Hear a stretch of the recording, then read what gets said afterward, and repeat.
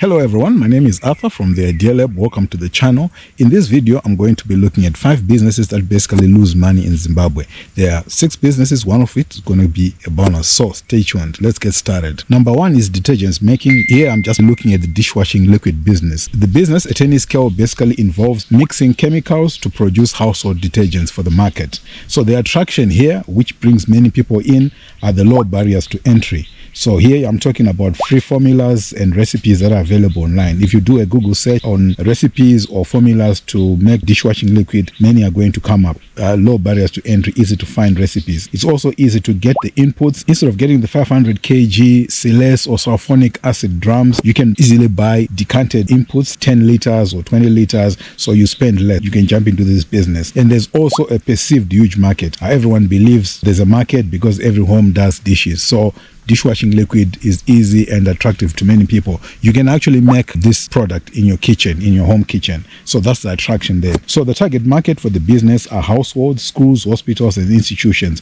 All these places dishwashing liquid is used. But the problems, here's where things fall apart. It begins with poor formulations. In as much as there are free recipes online, most of them, they don't really give you a good quality product that is worthy to be on the market and compete with the big names such as the Sunlight, the Boom, the Dratel, and the Spotless of this world. So you're going to make losses because the product will become cloudy in winter. It's going to be runny, it's going to be weak, and it will not compete with all these competitors. And number 2, there's very little differentiation in this industry, especially for the backyard producers and the home producers of the dishwashing liquid. So you're going to find same product across players. The fragrance is the same, the chemicals are the same because they all come from the same suppliers. The margins are too thin. In some cases, you are picking up 30 cents, at most 50 cents per 750 ml bottle. So for you to make real money out of the business, you have to scale it up through supermarket chain distribution. But for you to enter the supermarkets, you have to be listed. And listing in the supermarkets is very hard. And this is done through the buyers in the different supermarkets. Here in Zim, you've got the Pick and Pays, you've got the OK types, you've got the Spar types. The market is crowded. Basically what happens is that when someone gets the formula off the internet, they think big, they think they're going to make it in this business or this product. And then they make the product, they test it at home, it looks good, they think it's good, the market will accept it, and they can compete with the Sunlight, with the Booms of this world. And they go to OK or Pick and Pay and ask to see the buyer and try to convince them to list their product so they can supply the supermarket. So on a daily basis, the buyers get people knocking at their door trying to list the product. This is a big player's game. It's not easy for any small player to get listed. The market is extremely crowded. It's not easy to scale the business through the big supermarket chains in Zim. So you just have to look at the shelf. For example, this picture. This is a typical shelf in a Zimbabwean supermarket with dishwashing liquid. Very crowded, cutthroat pricing, promotions all the time.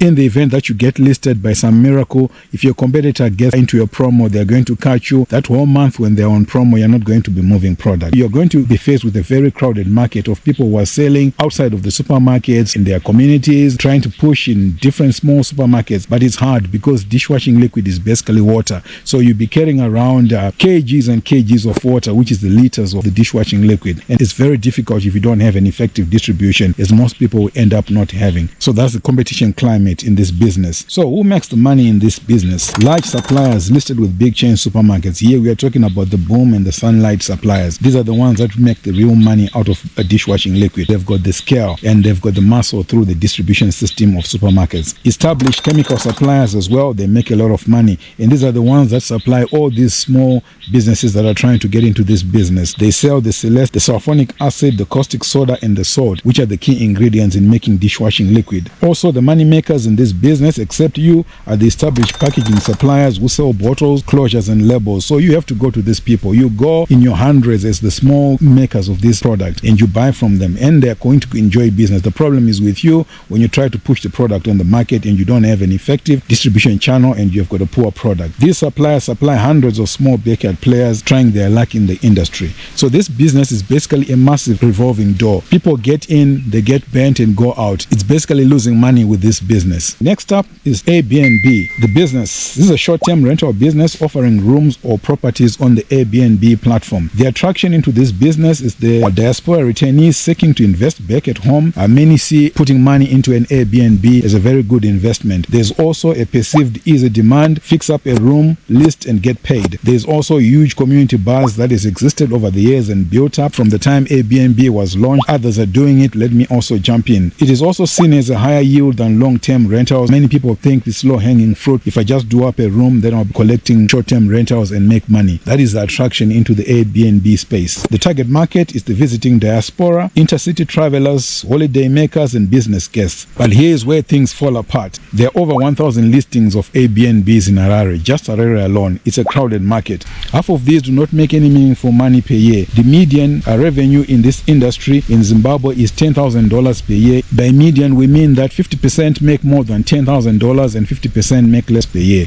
of all these 1,000 listings that are in Harare. There is poor occupancy, hovering at about 41% versus 71%, for example, in Cape Town. So at 41% occupancy rate per year, it means you have got 215 days of empty rooms per year. So it means a long road to full return on investment. If you set up this business out of a loan, it's very, very risky. So right now, many are switching to long-term rentals for income predictability. There are also infrastructure issues, unreliable water and electricity, don't mention the expensive internet. So when guests are coming in, they're expecting world-class standards which you cannot offer because of all the difficulties. So if median revenue is $10,000 per year, someone is making the money. Who makes the money in this business? So properties with strong reviews and reputation on the platform are making the money. Properties in prime locations, your Borodale, your Helensville, your Chisipete, and other similar places in other urban areas make the money. Ecosystem players for sure are making the money. These are the supporting businesses such as cleaning services, laundry providers, security and property managers. For these still have to be paid even if the business is not making money itself. So this is where the money is going in the Airbnb space in Zim.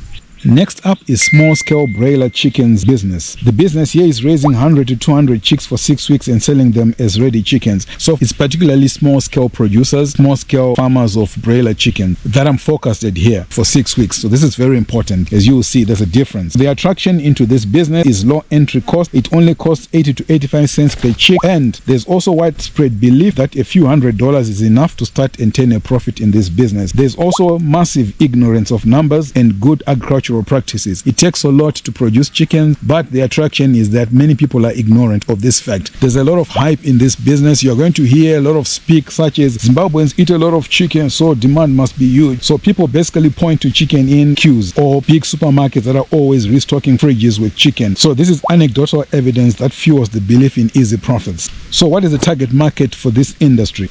For comparison, let's start by looking at big players. What is their target market? Big chain supermarkets, the hotels, and the institutions. For the small players who are the focus here, they are targeting communities, their local communities, the people in the same street, in the same road. They are targeting local restaurants that sell 10, 20 plates lunchtime. They're also targeting takeaways. This is the target market for the small players. So where do things fall apart for the small players? There's high mortality in this business, especially at two specific production stages. There's also the high cost of feed. Small-scale producers are going to be relying on store-bought feed for the chickens for the different stages. Unlike the big players who actually make their own feed produced by experts that they employ, this is not possible for a 100 to 200 small-scale player who doesn't have the knowledge, who doesn't have the skills to produce their own feed. So if this is attempted, homemade feed is risky. At the very least, it's going to lead to very low weights, which are going to fetch very little when the chickens go to the market. There's also very low margins for the small-scale players. For example, 100 chickens is going to give you between $100 and $130 in gross profit in 6 weeks. That's about $16 per week. It takes about $3.50 to raise a broiler chicken. If prices are depressed or dress weight is poor, your costs are high, you end up making as little as $1 per chicken. It's also hard to access lucrative markets with small volumes. So in the end, they'll be limited to community sales, small restaurants, and takeaways as mentioned. Almost all first-timers fail in this business. If one is to get into this business, they should expect up to 3 failed cycles. This could include outright losses, very low profit, at best break even. Who makes the money in this business? As expected, large producers, those that are raising 500 plus beds, these are the ones that start making some decent money. At 500 beds, you are beginning to talk about $1,000 plus in gross profit. Farmers with proper systems and gap are the ones that are also making the money combined with the high volumes. Here we're talking about cold storage as well as scale. By cold storage, meaning the refrigeration systems. When the chickens get to 6 weeks old, you have to slaughter them them and then refrigerate them. Some have got capacity to refrigerate for even 6 months. If the market is depressed, they're able to keep the chickens refrigerated and frozen for that long. This is where the game is in this business. Those who make the money are those with guaranteed market or those who actually control the butcheries and outlets themselves. Contract farmers also make money out of this,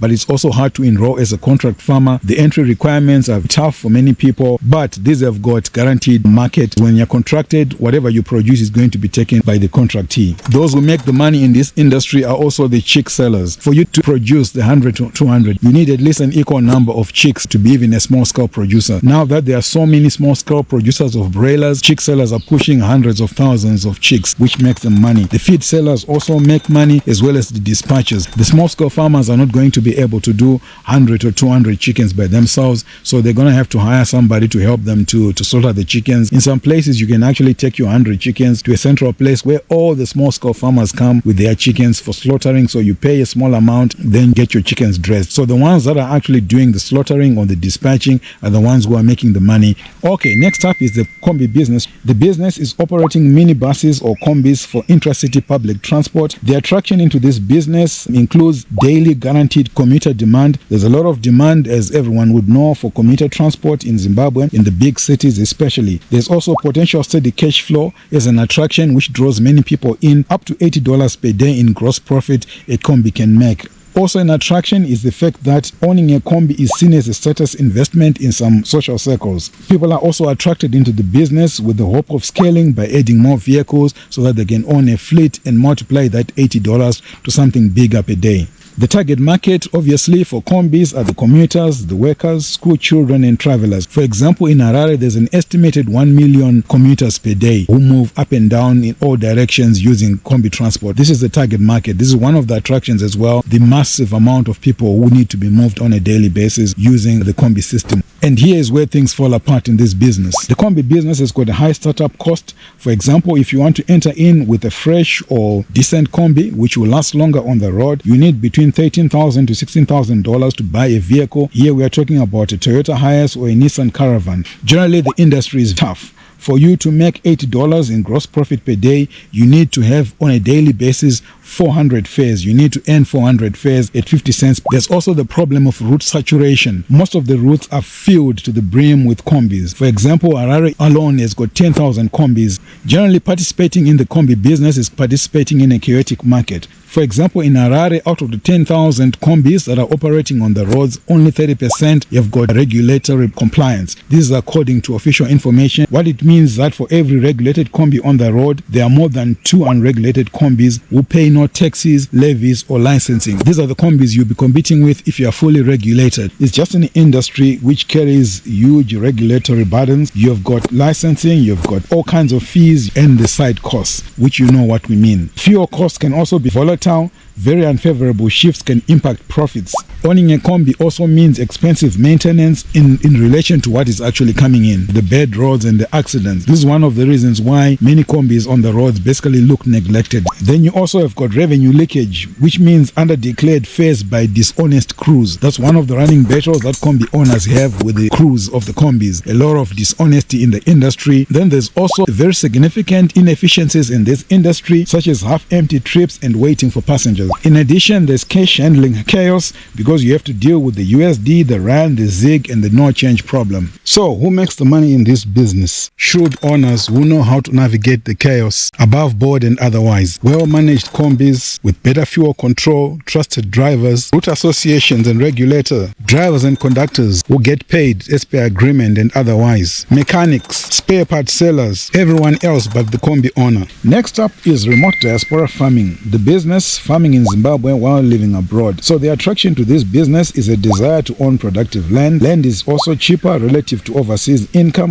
Buzz about agricultural renaissance in Zimbabwe and opportunities that abound. And there's also the retirement preparation attraction. So this is why many people are looking to do farming remotely from the diaspora. The target market, obviously, for anyone getting into this type of farming is local buyers, export markets, depending on crop. So where do things fall apart in this business? Costly and complex setup setup if you're doing it from the diaspora, as is in this case. How to find honest and reliable staff to run things for you. There's also rampant theft and fraud, which is often encountered by people who are trying to set up farming from abroad. There's also weak oversight and poor management that seems to follow this approach. There's lack of knowledge about soil, pests, and infrastructure. So many people who actually do this have never been on the ground, they actually do it remotely. Problems that still paralyze the business linger despite the use of technology. So who makes the money whilst farming from the diaspora? Diaspora who visit regularly, they seem to be doing well. Those with honest and reliable managers seem also to be succeeding. Then there's a new approach of outsourcing management of the farm to companies that take over the land and operate it on your behalf. And then you have got the car wash business. So the business here is washing private cars for a fee. The attraction into this business are the low barriers to entry. There's a modest startup cost with basic equipment. So it's easy for anyone to get into this business overnight. You just need basic equipment and find a spot on the side of the road and you're in business. Or so you think. There's also belief in quick profits. For example, getting your car washed in Zim at the moment costs between $5 and $10 per car. One can make up to $100 per day in revenue out of only 20 cars. There's also the attraction into this business based on the high demand. For example, in Harare alone, there's an estimated 500 to 800,000 cars presents a huge opportunity for car washing. In addition, people are attracted into this business because of the way it is easy to scale. It is easy to launch new wash points as easy as you started the first one. So who's the target market here? Private car owners at roadside points and shopping centers. Where do things fall apart? Washing cars. Oversaturation, there are just too many operators in this industry. As mentioned, on the roadside, anywhere a wash point can be established overnight without any regulatory approval, without any papers. Someone can just start washing cars at a corner, at a shopping center, anywhere where they feel they have got a chance to make it. Water shortages is also a problem in this industry. Busy wash points, for example, use up to 5,000 liters per day, and this number can easily go up in the rainy season when it's muddy and you have to thoroughly wash the cars. And repeat customers are key to the business. They guarantee regular income or revenue for the business. So you want the same cars to keep coming so that you have predictable income in the business. There's also high operating costs in the industry. For example, as a result of equipment damage due to mishandling. Here we're talking about your vacuum cleaners. There's also high staff turnover. One of the reasons being dishonesty among staff. So theft is also a problem. You can have staff that steals valuables from your customers, and this is a bad outcome because you need your customers to be coming back, as mentioned, to the business so that they can give you predictable income as a car wash business. Then there's regulatory red tape. This is one of the reasons why most of the car wash businesses operating in big cities and towns everywhere across the country are not actually compliant regulatory wise. You need council approval and council licensing. You also need EMA, the Environmental Management Agency, is involved. There are many problems around car wash business if it's not above board. So who makes the money in this business? Established and licensed car washes at high traffic points make the most money in this business. Those spots, they don't have trouble with council, they don't have trouble with EMA, they don't have trouble with police, so they make more money than anyone would make in this industry. For you to get to that point is difficult. Location landlords, whether you've got papers or not, they still make money because you have to pay them to use their piece of land. The dishonest staff also make money out of this business. They underdeclare, all kinds of things that happen. The same problems that you find with combis, that you find with InDrive, these are the same problems that you find with car washing when someone has to collect the money on your behalf and you're not present. So that's it. Thanks for watching. Those are my 6 businesses out of Zim that lose money, which I've explained why and how they lose money and who actually makes money doing those businesses or in the ecosystem of those businesses. Thanks for watching, and I'll see you on the next one. Stay tuned.